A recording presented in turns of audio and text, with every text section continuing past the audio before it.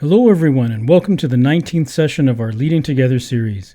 In these 30-minute learning webinars, WestEd experts are sharing research and evidence-based practices that help bridge opportunity gaps, support positive outcomes for children and adults, and help build thriving communities. Today's topic, promoting ambitious math learning for multilingual learners.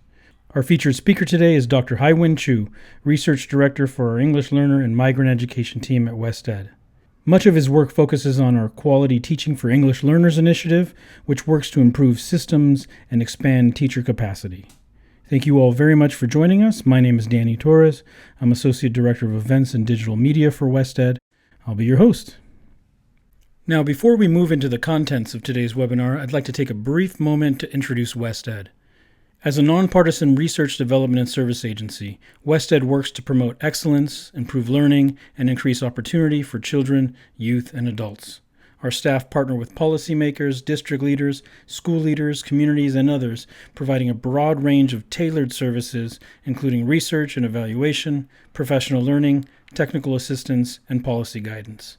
We work to generate knowledge and apply evidence and expertise to improve policies, systems, and practices. Now I'd like to pass the mic over to Haiwen. Haiwen, take it away. Thank you, Danny, as always, for that kind introduction. My name is Haiwen Chu, and I will be your presenter today as we explore how to realize the immense potential of multilingual learners in mathematics. And what we're going to do today is we're going to connect systems level conditions, systems level capacity with the quality learning that we want multilingual learners alongside all of their classmates in mathematics classrooms to experience every day in every way.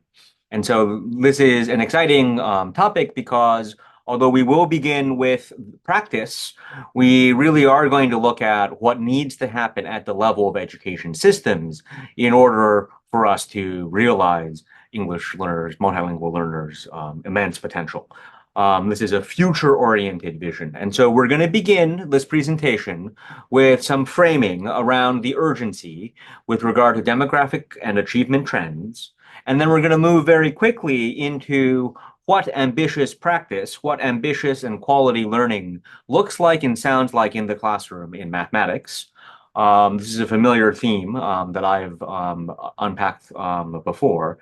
But then the bulk of this presentation is actually going to be to understand, in order to reach that ambitious vision, what needs to be in place at a systems level. How does every level of the system, every professional, every educator that works on behalf of multilingual learners in systems, in education systems, contribute to that joint enterprise of their excellence and their futures that we are in the process of making with them? That's actually the exciting thing. Now that we're one quarter into the 21st century, we really need to look at the future. And as we look back at the past quarter century and how different it has been, for those of us who've been in the field a while, we can only imagine what it would look like, what it would feel like in 2050. And it will be multilingual learners who make that future. So all of that said, let's take a quick look at some demographic trends, some demographic realities with regard to the enrollment of multilingual learners. So in the United States, the latest data we have available is from 2021. And so when we look at the 10-year trend from 2011 through to 2021, what we find is that actually the K-5 population of students bureaucratically designated as English learners, as defined in federal law, has actually mildly decreased to just over 3 million students in grades K through 5 in the elementary grades. On the other hand, at the secondary level, which is to say grades 6 through 12, there's actually been, over that decade, more than a 50% increase, so that as of 2021, more than 2.2 million students are enrolled in the secondary grades. And so when I share this statistic, often educators, often leaders think, wow, that must be because of immigration. Now, immigration is a part of that, but the vast majority of students in the secondary grades who are classified as English learners were actually born and educated entirely in the United States. And so what this indicates is that our systems have not yet managed to adequately challenge and support English learners, multilingual learners, in realizing their immense potential. And we have not been successful yet in terms of having them learn the English language and content area knowledge simultaneously. So that's on us in terms of why that population at the secondary grades has increased. And it's also on us, it's also in our power to change this reality. At the same time, we do need to acknowledge that based upon the latest results from the National Assessment of Educational Progress in 2024 for eighth graders, that there is a substantial distance in terms of achievement when we compare English learners to students who are not classified as English learners. Whereas 5% of all English learners in the eighth grade were considered at proficient or above on the NAEP.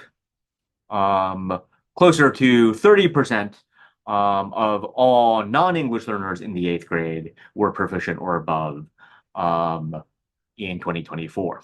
And so that nearly 25 percentage point distance in achievement is something that we need to change.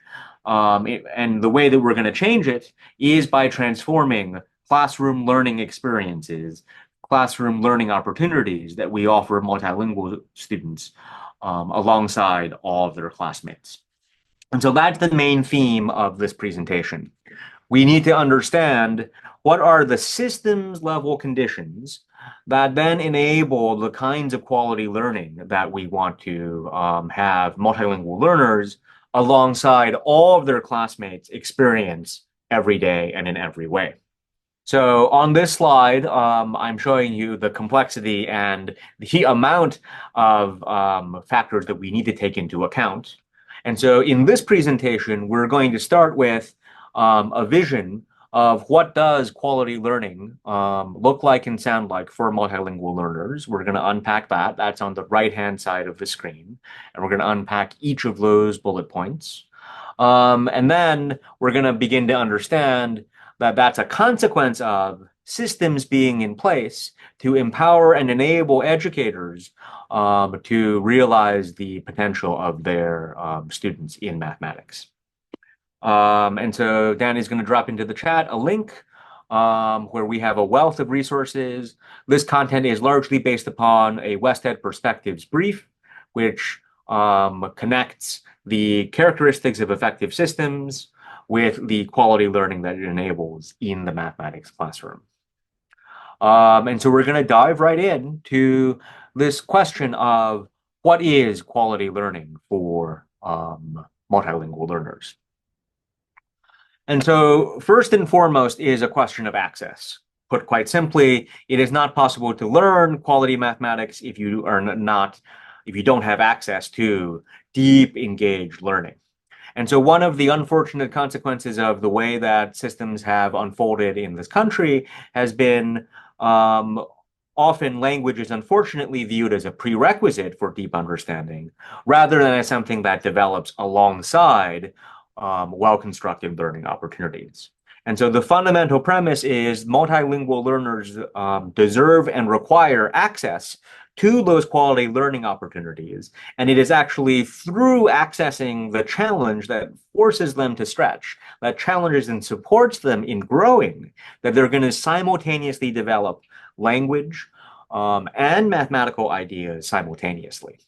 And so that requires a firm commitment to multilingual learners working alongside peers, working alongside classmates who bring with them a wealth of different experiences with regard to culture, with regard to language, with regard to ideas that they then share, compare, and all connect to the learning of mathematics. So access is a question of access to coursework at the secondary level and to learning experiences in the elementary classroom as well.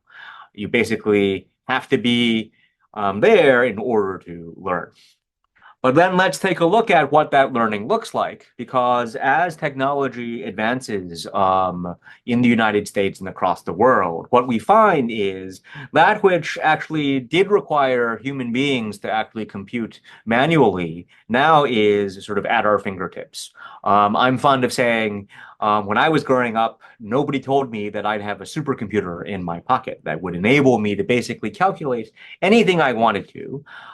So procedures, mathematical procedures are now easy to have access to.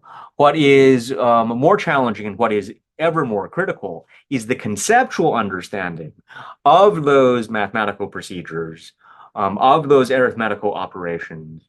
It's a question of a connected understanding of why those procedures work, when to use them, and what they're good for. And so in that increasingly complex world, we want multilingual learners to put that technology, to put those procedures to work for them.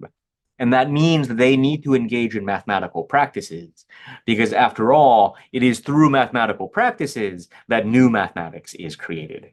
So this idea of conceptual understanding is going beyond being able to do something, but knowing why it works, how it works, when to use it, and also when not to use it. That kind of conceptual understanding is going to benefit all students and is especially critical for multilingual learners. So then, what does that learning look like? Well, part of the fundamental premise around learning is that learning is not an individual act. Rather, it is a social act that emerges through interaction with others.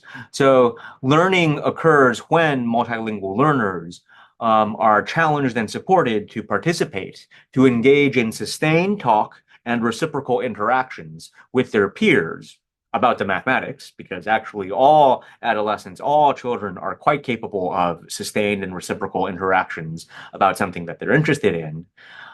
The art of teaching is getting them to talk about mathematics and getting them to connect their everyday lived experiences with the kinds of more abstract or generalizable mathematical ideas. And so what we want to be able to see is those inviting opportunities for them to participate so that over time they become more experts, they become the teachers, they become the posers of questions and the generator of ideas. And even new conjectures and new mathematics. So that's what we mean by participation by design. We begin in very low stakes kinds of ways, and over time we have multilingual learners become more central participants in that kind of activity. And so that's how we're looking for learning, as changes in participation over time. And all along the way, language is not a prerequisite, but rather is something that develops alongside ideas and alongside the kinds of mathematical practices like making sense of problems and persevering in solving them, like looking for and making use of structure. And so the idea is we need to acknowledge that all human beings, and actually adolescents in particular, teenagers, are immensely gifted with language. I think part of it is just to confuse us. But they create that language, right, for their own purposes. And so it's on us as educators to understand how do we connect their immensely inventive uses of language to the kinds of language that will be useful for them to participate in the existing community of mathematicians, to participate in getting more precise connections between ideas. And it's that sort of critical understanding of how language works that has the potential for multilingual learners, because they are conscious of how they're learning language, that they can put that language to work for them and to be able to be creators of meaning that they then share with others. And so language is actually part of everything that we do. We need to move away from approaches that view language as a prerequisite and instead view language as something that needs to be nurtured and reflected upon so that it becomes naturally more sophisticated over time, provided that the learning opportunities are well constructed very carefully. And so, put simply, if we have the conceptual focus, if we have participation by design, and we also have a purposeful focus on language that acknowledges that language is part of everything that we've just talked about. That is the vision of quality learning that we want to enable for all students. And so as a former classroom teacher, it took a couple years, but I eventually figured out how to do this in my own classroom. And so the main part of this presentation is going to be to turn to what is necessary at a systems level to enable that kind of practice to emerge in individual classrooms. And so beyond the issues of access that I've already begun to explore, what we're going to focus on is at a systems level, how critical it is that just like learning for students is not an individual act, the development of educator expertise, the development of the expertise of professionals and of teachers to challenge and support English learners is also not a solo act. Professional learning must be fundamentally social. It must be that teachers, with their colleagues, share a vision and deep motivation for what learning is with students.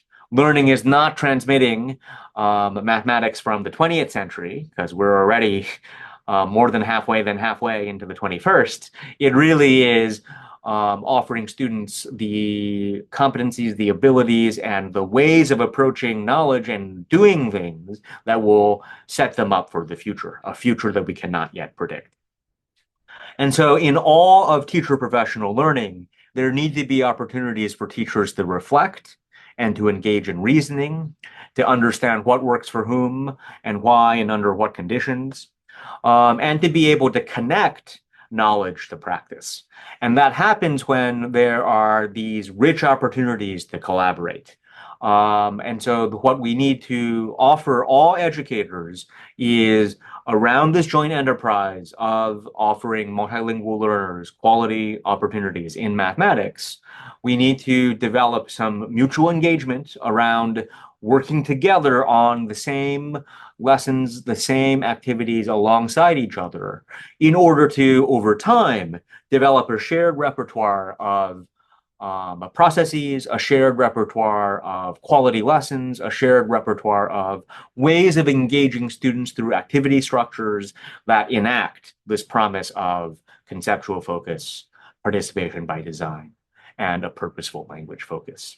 And so the role of systems is to really facilitate that kind of professional learning and collaboration so that we're not having individual teachers reinvent the wheel, so to speak. Rather, we're having them collaborate in purposeful, concerted, and meaningful ways so that we are incrementally making progress toward this shared vision of quality. And so that kind of systems level capacity development around professional educator expertise is something that really does require concerted investment and time so that teachers can truly collaborate and create something greater than they would be able to on their own. And so it's that vision of professional learning and collaboration that also is critical as we consider the critical role of high quality instructional materials.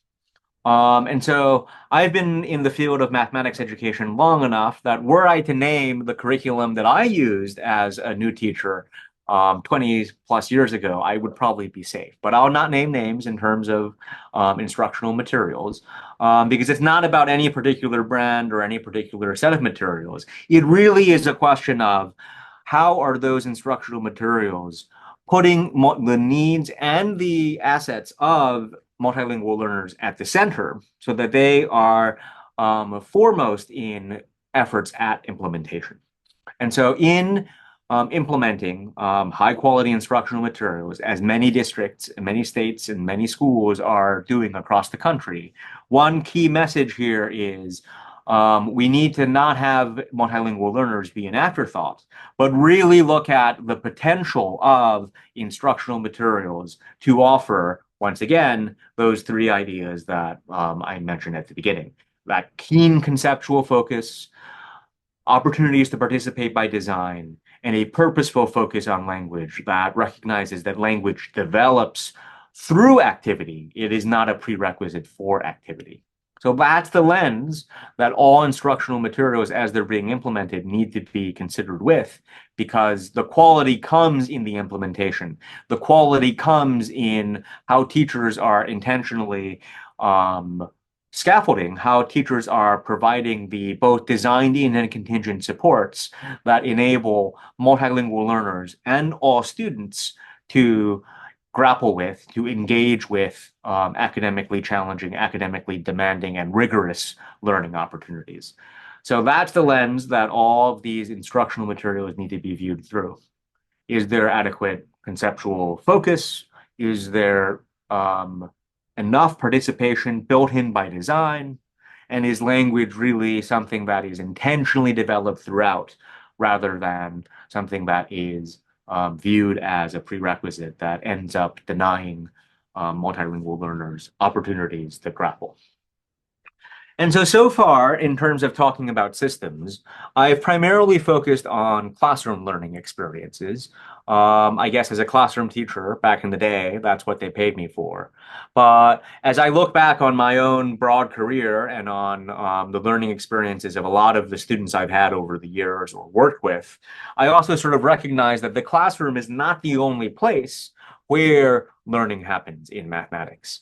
And so systems must ensure that multilingual learners, alongside all of their classmates, also have a full spectrum of choices, because not every learning format, not every learning opportunity is going to work for every student.